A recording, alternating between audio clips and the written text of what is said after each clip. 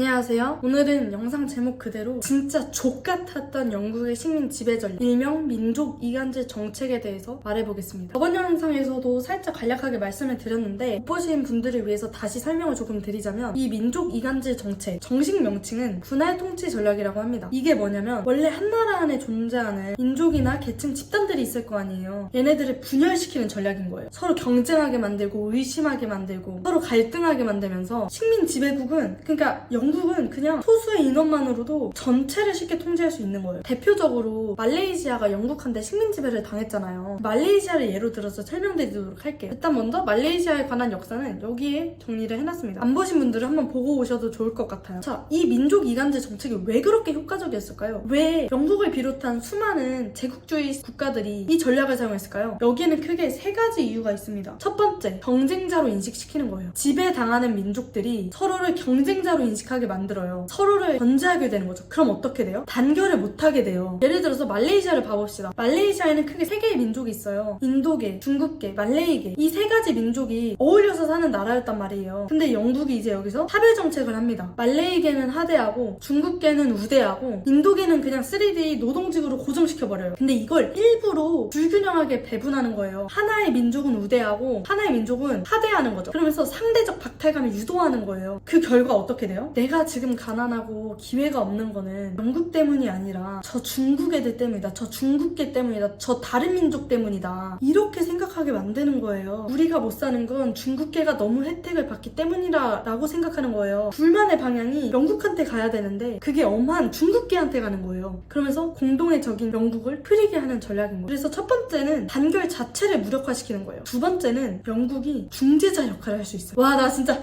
이거 보고 와, 얘네 진짜 치밀하다 생각이 들었어요. 자, 민족 간의 갈등 구도를 만들어 놓죠. 그러면 영국은 그 안에서 중재자 역할을 하는 거예요. 예를 들어서 중국계가 경제적으로 너무 성장하면 말레이계는 불안해지겠죠. 그럼 그때 영국이 등장합니다. 야, 얘들아, 싸우지 말고 내 말 좀 들어봐. 이러면서 갈등을 중재하는 척을 하는 거예요. 하지만 진짜 속내는 그냥 양쪽을 다 관리하는 거죠. 그럼 이제 중국계랑 말레이계도 이렇게 생각하게, 아, 영국이 있어야 이 상황이 안정되는구나. 우리 영국이 필요하구나. 그러면서 식민 지배에 대한 정당성을 스스로 느끼게 하는 거예요. 아, 그리고 세 번째 이유, 이게 진짜 치밀합니다. 특정 민족한테 혜택을 줘서 충성심을 유도하는 거예요. 영국이 자원이나 기회를 민족마다 다르게 분배했어요. 말레이계한테는 행정직, 인도계한테는 플랜테이션 노동, 중국계한테는 상업과 산업권을 줬어요. 이렇게 역할을 완전 고정시켜버린 거죠. 그럼 이제 어떤 일이 일어날까요? 예를 들어서 중국계는 상대적으로 상업권을 쥐고 있으니까 이 체제를 굳이 뒤엎을 필요가 없는 거예요. 우린 지금 그렇게 나쁘지 않아. 괜히 문제 일으키면 지금 우리가 누리고 있는 것들 다 빼앗겨. 손해야. 즉, 영국이 민족 간의 불균형을 조장하면서도 일부 민족한테는 만족감을 주고 다른 민족한테는 불신을 키우는 거예요. 그 결과는 민족 간 서로 불신하게 되죠. 그 누구도 전체 시스템을 뒤엎으려 하지 않죠. 모두가 자기 위치에서만 버티게 되죠. 이 구조가 유지되는 한 가장 유리한 건 영국인 거예요. 자, 그럼 지금까지 얘기한 내용을 세 가지 질문과 답변으로 요약해볼게요. 첫 번째, 왜 민족 이간질을 하면서 통치하는 게 유리한? 연합을 막고 불만의 방향을 서로에게 돌리고 영국에 대한 반발을 최소화할 수 있기 때문이다. 두 번째, 혼란이 생기면 영국 입장에서는 위험하지 않았을까? 답은 그렇지 않아. 단기적으로는 혼란스러울 수 있어도 장기적으로는 반란이나 독립운동을 생각했을 때 훨씬 통제하기 쉬운 상황이었다. 왜냐면 민족끼리 갈등하고 있으면 외부의 공통된 적을 인식하지 못하니까. 세 번째, 실제로 효과가 있었을까? 있었다. 영국은 아주 오랫동안 소수의 인원으로 대규모 식민지를 지배했어. 말레이시아뿐만이 아니라 인도, 아프리카, 일부 국가들도 마찬가지였어요. 그럼 말레이시아를 제외하고 이 나라들의 상황은 어땠을까요? 첫 번째는 인도예요. 인도는 종교를 기준으로 분열시켰어요. 힌두교랑 이슬람교를 나누고 갈등 구조를 만드는 거예요. 그래서 결국 힌두교 중심인 인도가 이렇게 빠져나오고 이슬람 중심 무슬림 국가가 파키스탄이 된 거예요. 그렇게 분할된 거예요, 애들이. 두 번째는 아프리카의 나이지리아예요. 얘네는 북부, 남동부, 남서부로 민족과 종교를 기준으로 3등분 됐어요. 세 번째는 르완다입니다. 이 르완다는 영국한테 식민지배를 당한 게 아니라 벨기에한테 당했는데 똑같이 분할 통치 전략을 동등하게 적용된 사례예요. 근데 이 얘기 들으면서 여러분 소름 안 끼치세요? 저는 진짜 보면서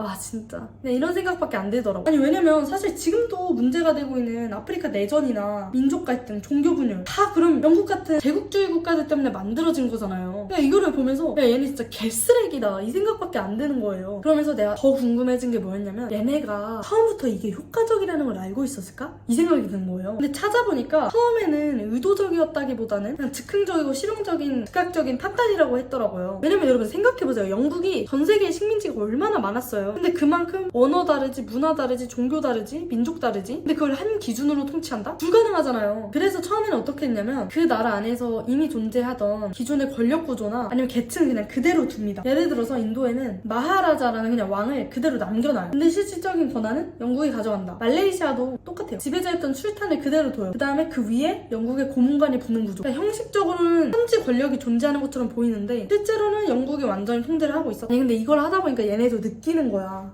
이거 분리해서 통치하면 생각보다 효율적인데? 아니 민족이나 계층을 따로따로 다루고 충돌 생기면 중재자를 코스프레하고 혜택을 일부만 줘서 만족도랑 충성을 유도하고 아니 이거 말도 안 되게 통치가 쉬워지잖아? 이거를 딱 확신하게 된 순간부터 본격적으로 이 정책이 시스템화가 된 거예요. 그러면서 점점 깨닫습니다. 아 이거 얘네들끼리 싸우면 나한테 화살이 안 날라오네. 왜냐면 여러분 반란이 일어나려면 뭐가 필요해요? 공동의 적이 있어야 돼요. 단결이 가능해야 된다고요. 근데 같은 나라 안에서 민족끼리 싸우고 경제하고 의심하면 연대가 불가능합니다. 실제로 인도에서 아까 전에 힌두교, 이슬람교 분열이 있었다고 했잖아요. 이거를 영국이 조장하자마자 거짓말처럼 독립운동이 씻은듯이 사라집니다. 그러면서 19세기 후반부터 20세기 초에 영국의 엘리트들이 이거를 본격적으로 전략하여요. 영국 내무부, 식민지부, 그리고 옥스퍼드, 케임브리지 출신 엘리트들이 이제 식민 통치에 대한 보고서와 전략 문서를 만들고 이 민족 이간제 정책이 얼마나 효과적이고 좋은 정책인지 학문적으로 정리하기 시작해요. 그냥 정책 아이디어 수준이 아니라 이건 교과서처럼 식민지 행정관 양성 프로그램에 공식적으로 가르치는 거예요. 이 지배 정책이 권력을 유지하려는 위기의 통치자한테 가장 유협적이에요. 왜? 가장 싸고 가장 빠르고 가장 효과적인 수단이니까. 진짜 소름 안 끼치세요? 저는 이거 찾아보면서 내내